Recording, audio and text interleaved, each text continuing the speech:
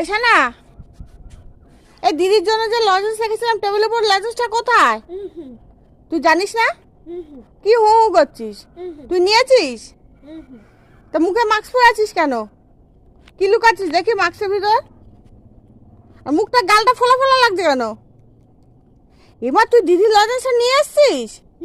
দিদি লজেন্স খাবে না, ব্যাস আমি খাবো আমি খাবো আমি খাবো।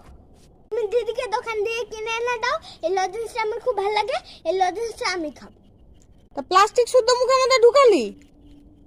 প্লাস্টিক ছিঁড়ে খা। তুই নিজের লজেন্সটাও খেলি আবার দিদিরটাও খেলি? হ্যাঁ,